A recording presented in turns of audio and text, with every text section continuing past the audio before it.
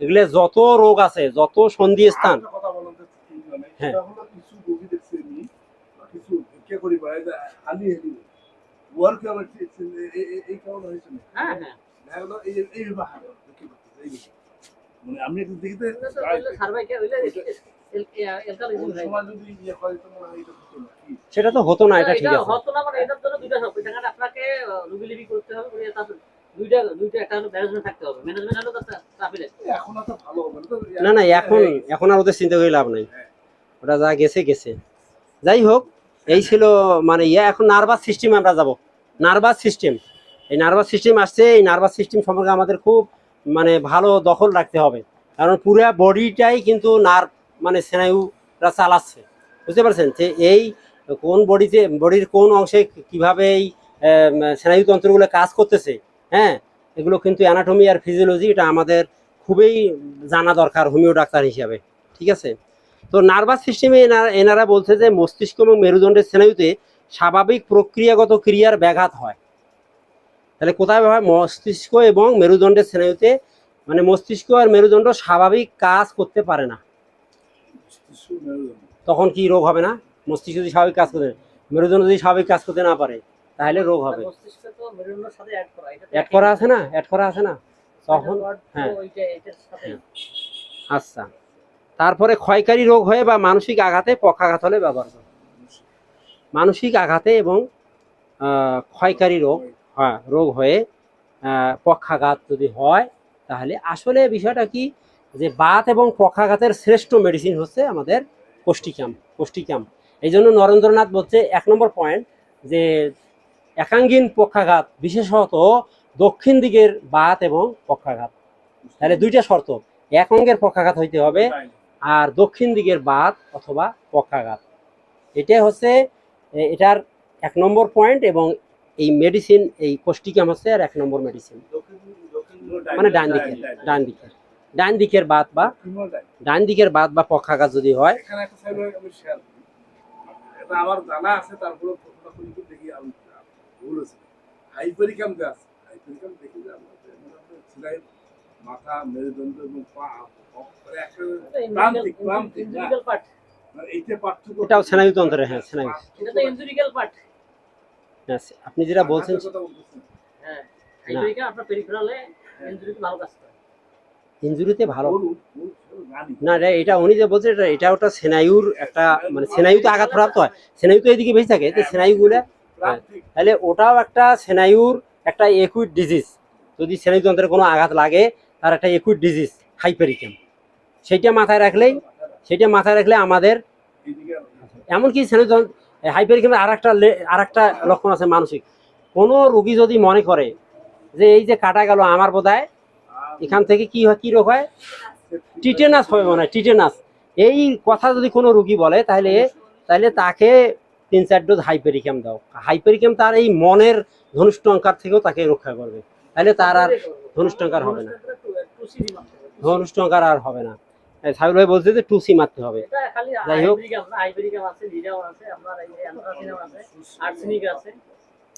Nervous সিস্টেমের rubric 2টা আছে, আমি বলি নাহলে আমার মানে ভালো লাগতেছে না, বললে এটা সুবিধা আপনাদের।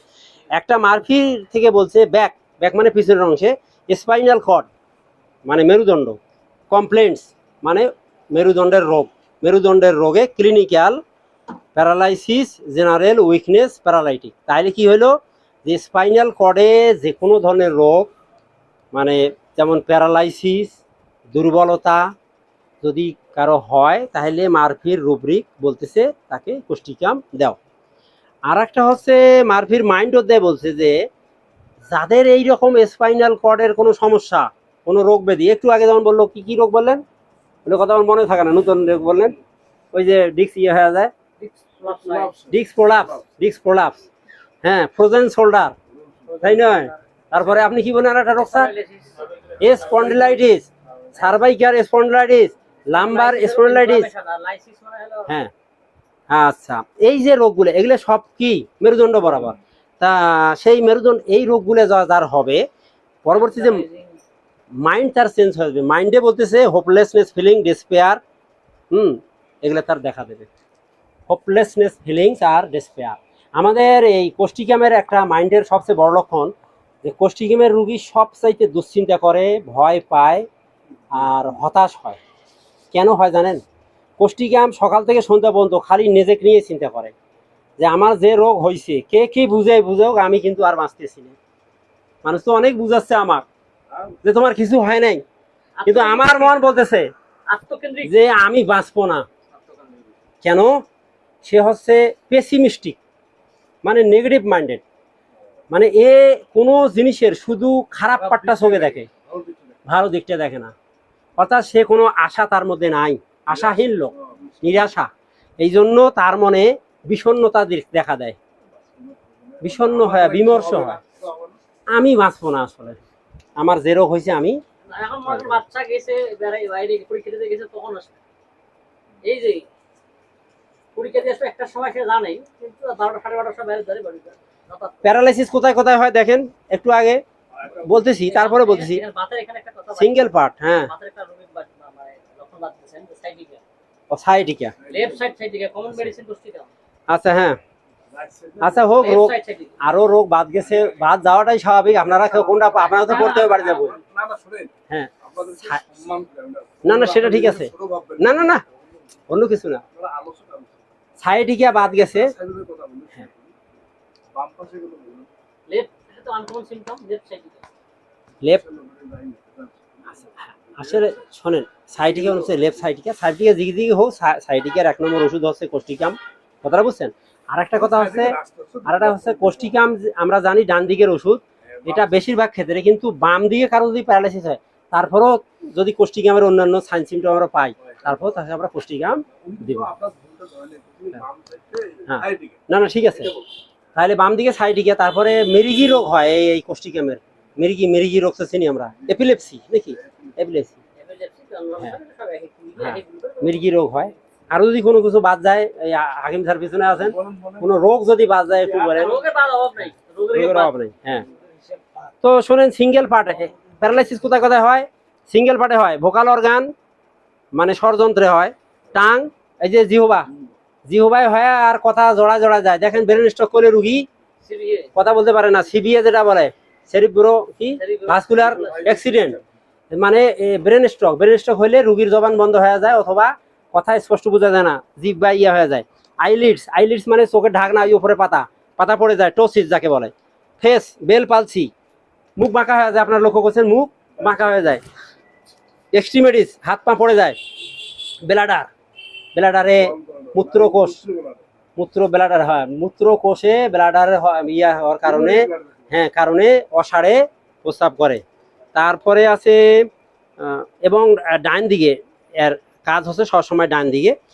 আচ্ছা, কেন হয় এগুলো? এই যে এত প্যারালাইসিস কিভাবে হয়? এক্সপোজার টু কোল্ড উইন্ড, ঠান্ডা বাতাস প্রবাহিত হয়ে, ঠান্ডা বাতাস গায়ে লেগে কিন্তু এই সিঙ্গেল পার্টগুলোতে এই মানে প্যারালাইসিস হয়। ঠান্ডা বাতাস, যেমন শীতকালে একটা রোগী শুয়ে আছে কোনো খোলা জায়গায়, যেমন মনে করেন শীতকালে এই গায়ে ঠান্ডা বাতাস লাগছে, হলো হ্যাঁ, এই আসার সময় ঠান্ডা বাতাস লাগছে, এই লাগার কারণে এই সমস্যা হতে পারে। ঠান্ডা বাতাসের ঝাপটা লাগলেও হবে, কোথাও গেছে জোরে বাতাস বসছে, ঠান্ডা বাতাসের ঝাপটা, শুকনা ঠান্ডা, শীতকালের শুকনা ঠান্ডা, এইটাই মাথায় রাখতে হবে আমাদের, শীতকালে শুকনা ঠান্ডা।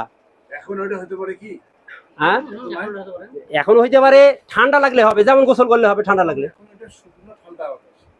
শোনেন, ঠান্ডা, শুকনা ঠান্ডা, ভেজা ঠান্ডা, ঠান্ডা 3 প্রকার, ঠান্ডা, শুকনা ঠান্ডা, ভেজা ঠান্ডা।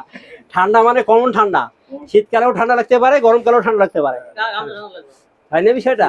আর ভেজা ঠান্ডা বলা হয় বর্ষাকালের ঠান্ডাকে, ভেজা ঠান্ডা বলা হয়। হ্যাঁ, আবার বর্ষাকালে গরম বায়ু প্রবাহিত হয়, একটু গতকালে তো টের পাইছেন, গরম বায়ু প্রবাহিত হয়েছে, তাহলে গরম বায়ু বর্ষাকালে পাওয়া যায়। ঠিক আছে, এই ছোট ছোট জিনিসগুলো কিন্তু না জানলে ডাক্তার হওয়া যাবে না। আচ্ছা, আর একটা বলছে টাইফয়েড আর ডিপথেরিয়ার পরে, এগুলো আমাদের আসলে উঠে গেছে এখন, টাইফয়েড ডিপথেরিয়ার পরে। তারপরে আমরা পাস হিস্ট্রিতে নিতে পারি যে টাইফয়েড ডিপথেরিয়া তো এখন নাই, টাইফয়েডটা হয়েছিল কিনা জীবনে, তাহলে আমরা আমাদের তখন। আর এর যে প্যারালাইসিস, যেমন তাৎক্ষণিকভাবে হয়, ধীরে ধীরেও হয়, মানে 2 ভাবে হয়। একটা হচ্ছে হঠাৎ ভালো লোক, তার ব্রেন স্ট্রোক করে ইয়ে হয়েছে, আবার ধীরে ধীরে ধীরে ধীরে একটা অঙ্গ প্যারালাইসিসের দিকে চলে যায়। প্রথমে একটু দুর্বল হয়, কাঁপে, এটা সেটা, ধীরে ধীরে গ্রাজুয়ালি। সাডেন হয় কেন ওই যে প্রেসার আর সাডেন হয় কেন, ওই যে প্রেশার যে হাই হয়ে যায়, উত্তেজিত হয়।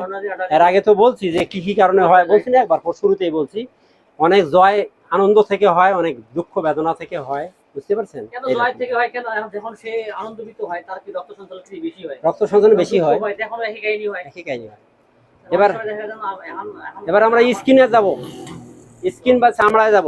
চামড়ায় এর একটা পুড়ে যাওয়া, এই পোড়া ক্ষত সারাই হচ্ছে কোষ্ঠিকাম, বিশেষত করণিক ক্ষেত্রে। মানে পুড়ে গেছে, ঘা ভালো হয়েছে, আবার কিছুদিন পর ওই ঘায়ের জায়গায়, পুরাতন জায়গায় আবার ঘা ফুটে বাইর হচ্ছে, বুঝতে পারছেন? তাহলে পুরনো জায়গায় ঘা জেগে উঠে পুড়ে যাওয়ার পর থেকে ওই ঘা আর ভালো হয়নি, অথবা রুগী বলছে যে আমার যে ঘা দেখতেছেন এটা একসময় পুড়ে গেছিল, তারপর থেকে আর অদ্যবধি ঘাটা ভালোই হয়নি, এটাও একটা কন্ডিশন। আর একটা কন্ডিশন হচ্ছে পুড়ে যাওয়া ঘা ভালো হয়ে গেছে, কিন্তু আবার 1 বছর পর ওই জায়গায় ঘা দেখা দিচ্ছে। তাহলে তখন বের করে নেই যে ইয়ে বলছিল না যে মনে হয় যে ইয়ে চুলের স্টোমাকে পুরা খাতে গ্রাফাইটিস যদি ভালো কাজ করে অনেক সময় পানখোর দ্বারা চুন বেশি খেয়ে বলে এটা না পড়ে গেছে, খাইলে ভালো হবে। হ্যাঁ ঠিক আছে, বুঝতে পেরেছেন? হ্যাঁ হ্যাঁ হ্যাঁ, না না না না না, আরে বাবা সুনের কোনো কুফলে দূর করবে এটা কোনো চিন্তা করেন না, রুগী আসলে দেবেন, ওরা দেবেন, ওরা দেবেন। একটা কথা বলছে যে পেটের মধ্যে যেন, শোনেন, রুগী বলতেছে পেটের মধ্যে যেন চুন ফুটতেছে, এইটা সেন্সেশন, এইটার একমাত্র মেডিসিন, এই একটা কথার উপরে রোগ কি হয় হোক কোষ্ঠিকাম দেওয়া যাবে, এটা sensation.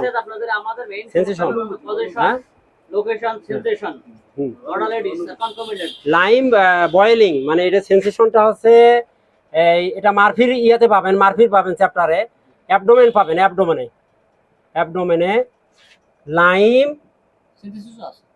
Lime boiling, BOI boil, তাহলে চুন ফুটতেছে এইরকম যদি, হ্যাঁ এটা তো এপিগেস্টিক রিজন, এই এপিগেস্টিক রিজন, এপিগেস্টিক রিজনে, তাহলে চুন ফুটতেছে এইরকম অনুভূতি যদি কেউ বলে, এটা বিচিত্র লক্ষণ, এটা আপনারা এইটার উপরেই আপনারা ওষুধ দিতে পারবেন। বিচিত্র লক্ষণ, লেফট সাইড থেকে বিচিত্র লক্ষণ। আচ্ছা, গ্রেট মেডিসিন। এবার ওয়ার্ডস নিয়ে আসি, ওয়ার্ডস মানে আসিল, আসিলের ওষুধ। তো এর আসিলের ধরনটা কি? এর আসিল ধরো লার্জ, মানে বড় আসিল হবে, খাঁজ কাটা, প্রায় বোটার মতো ঝুলে থাকে, না থুজা নাই, ইয়ার মতো না, আপনাদের যে ফুলকপি না, শোনেন, এক পার্থক্য দেখান তো। এই যে ইয়ার এই যেটা ঝুলান্ত বলে, এই যে মনে করেন যে চামড়াটা না, এর মধ্যে বেড়ে এই যে ঝুলি থাকে জিনিসটা, আটাইল দেখেন নাই গরুর গায়ে এরকম, গোড়াটা চিকনো, ওই উল্টে ঝুলে থাকে, গোড়াটা চিকনো উল্টে ঝুলে থাকে। আচ্ছা, না ঠিক আছে, এটাও তত্ত্বরা আছে। আসলে শোনেন, আসিল দেখি বলা যাবে না যে এটা অ্যাসিডম্যাটিক না কোষ্ঠিকাম, আসিলের পরে রোগীর স্বভাব জানার পরে বুঝতে পারবো যে সে কোন। আচ্ছা, কোষ্ঠিকামের ওয়ার্ডস হচ্ছে upper part of the body, মানে এখান থেকে উপরের দিকে, কথা থুজা হচ্ছে লোয়ার পার্ট, মানে সেন্টার প্লেস হচ্ছে জননেন্দ্রিয় থেকে শুরু করে আশপাশ যতদূর, এগুলো হচ্ছে থুজার পেরিফেরাল ছ থুজা। আর পেরিফেরালে কিন্তু কোষ্ঠিকাম আছে, এই যে হাতের আঙ্গুলে, হ্যাঁ হাতের আঙ্গুলে আছে, উপরে তো আছে, নাকে, চোখের ভুরুতে আছে, কোষ্ঠিকাম আছে। তাহলে এবড়া থেবড়া, বিভিন্ন কালারের এবড়া থেবড়া এইরকম দেখেন, একরে কালো এইরকম দেখবেন, অনেকটা বড় আকার একটা ইয়ে আছে, কোনো ইয়া নেই, অমসৃণ এবড়া থেবড়া, এগুলো সব। আবার ছোট ছোট সিট অনেকগুলা একসাথে দেখবেন বগলে, এখানে এরা সব হচ্ছে কোষ্ঠিকামের মানে আসিল। একবারে যেটা সুচালু সেটাও কোষ্ঠিকামের আছে। আর পেরেকের মতো মাথা সুচালু থাকে, সেটাও। হ্যাঁ, অ্যাসিড নাই। কোনো মনে হয় অ্যাসিড নাইট নাই। এই আসিলের পরে আমরা তারপরে যাব তার স্বভাব চরিত্র ওগুলো নিয়ে দেখবো যে কোন দিকে যায় সে। আচ্ছা, তারপরে দেখেন পান কিনতেছে এর আসিল থেকে রক্ত পড়ে, একটুতেই রস বের হয়, রক্ত পড়ে রস বের হয়, সারা দেহে ছোট ছোট আসিলে ভর্তি, এটাও আছে। চোখের পাতায়, মুখে, নাকের ডগার উপরে আসিল হয়, সব জায়গায় আসিল হয়। এই হচ্ছে আসিল। তাহলে আসিলের ওষুধ অনেকগুলো আপনারা শিখলেন, কোষ্টিকাম শিখলেন, থুজা শিখলেন, নাইট্রিক অ্যাসিড শিখলেন, তাই না? যাই হোক, এবার শেষের দিকে আসি, মডালিটিসে ঢুকতেছি, কিছুক্ষণের মধ্যে শেষ হয়ে যাবে। মডালিটিস মানে হ্যাঁ হ্রাস বৃদ্ধি কী হয় সেটা, অ্যাগ্রাভেশন। আমি বলছি আগেই শীতকাল, in clear and fine weather, শীতকালের পরিষ্কার এবং সুন্দর আবহাওয়ায় এর কিন্তু অ্যাগ্রাভেশন হয়।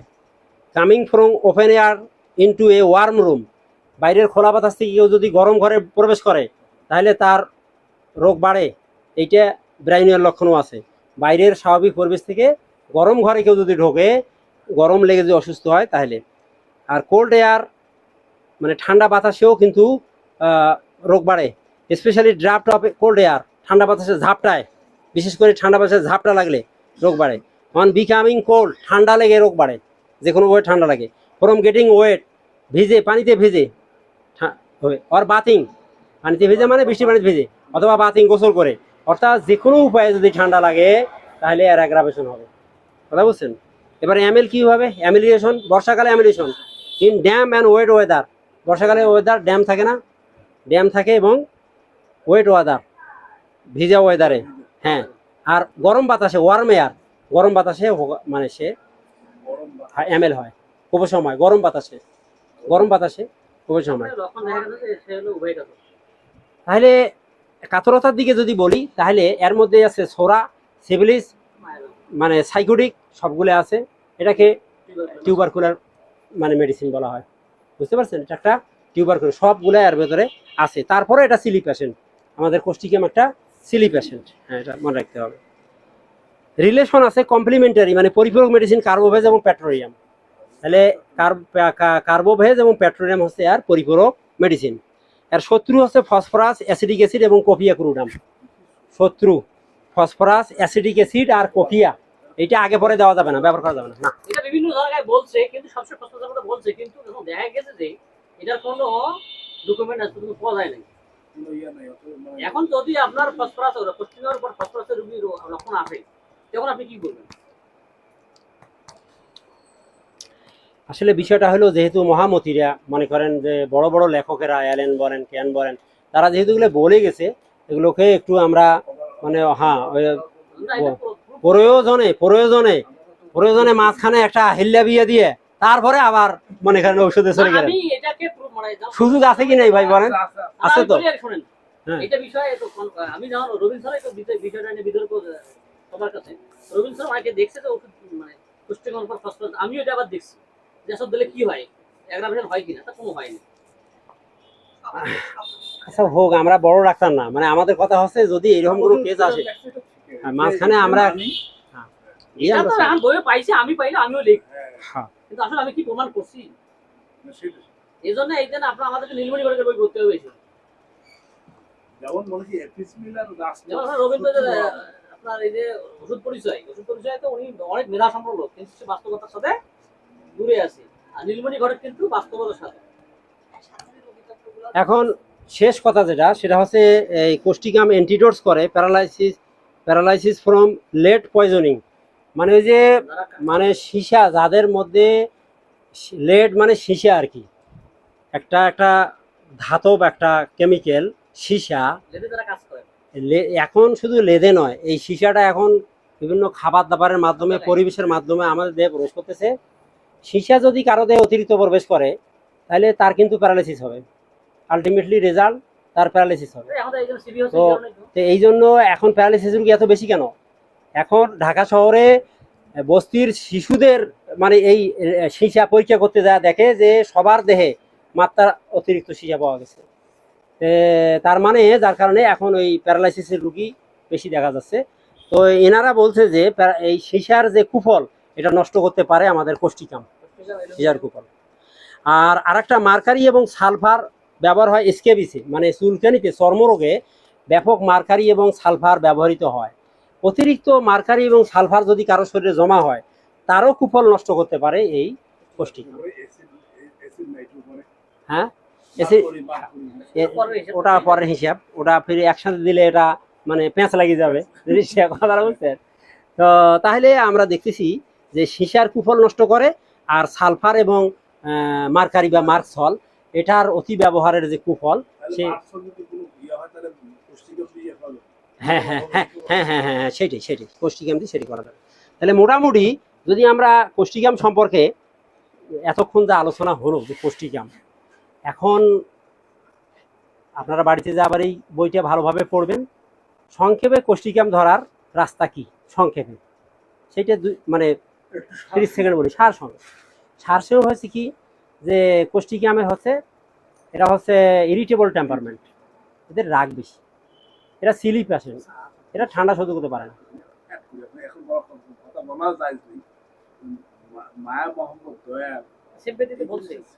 বলছি বলছি বলছি তাহলে তাহলে এরা তাহলে কি বললাম যে এদের ওষুধগুলো ডান দিকে হয়, ডান সাইডের মেডিসিনের একটা দক্ষিণ দিকে হয়। এরা এদের কোন কোন জায়গায় রোগ হয় সেটা তো বুঝতে পারছেন, শ্বাসতন্ত্রের রোগ হয় এবং পুরা যে স্নায়ুযন্ত্রে সেখানে আঘাত হানে, বেশ করে বাত পক্ষাঘাত এগুলোই হচ্ছে আর বড় বড় অসুখ, বা স্পাইনাল কর্ডের যে রোগগুলো হয় সেই রোগগুলো আছে। একুইট কেসে কারো কাজটা শৈলে আপনারা দিতে পারবেন, কারো যদি মনে করেন যে এই যে ওয়ার্ডস হয় আসিল টাসিল হয় সেখানেও আমরা এগুলোর ব্যবহার করতে পারবো। ঠিক আছে, মোটামুটি আসিলটা আফার ফাটে হয়, শরীরের উপরের দিকে আসিল হয়। এরা মিষ্টি পছন্দ করে না, কিন্তু এরা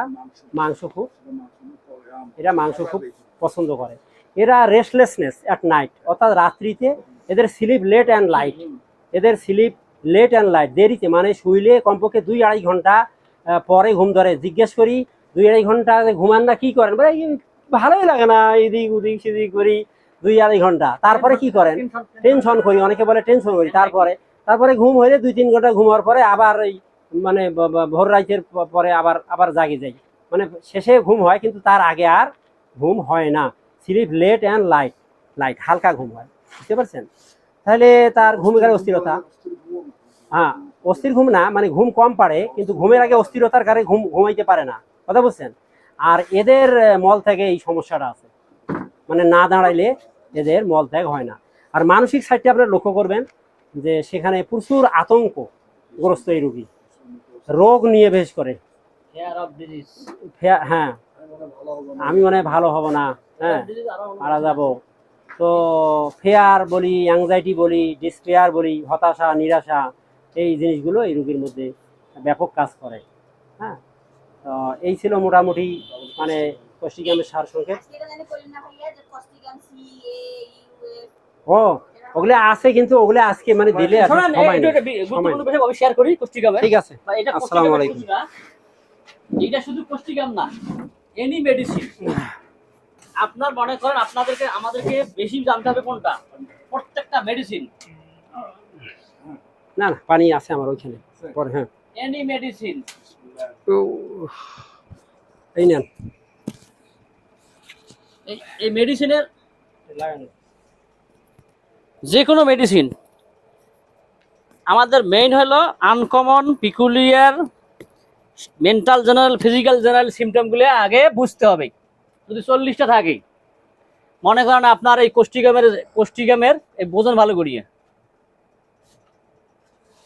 কোষ্ঠিকামের আনকমন সিমটম আপনি 40টা পাইছেন, 40টা মনে করেন, কথা আগে বোঝেন। এই রুগীলিপি করি থেকে কিন্তু আমরা ওষুধ নির্বাচন করতে পারি না, ভুলে ফেলে যাই। এখন এই 40টা কি একটা রুগীর মধ্যে পাবেন? এটা কালিমারা শেষ, ওটা একটা কলম দেন আছে এখানে। 40টা কি এই লক্ষণ পাবেন? পাবেন না।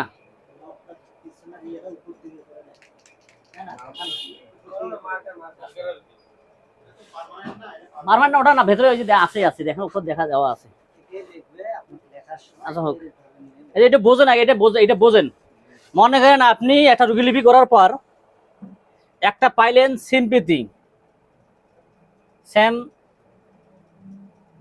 সিম্পেথি ট্রিপল প্লাস, আচ্ছা আমি পরে নিচ্ছি। তারপরে পাইলেন হইল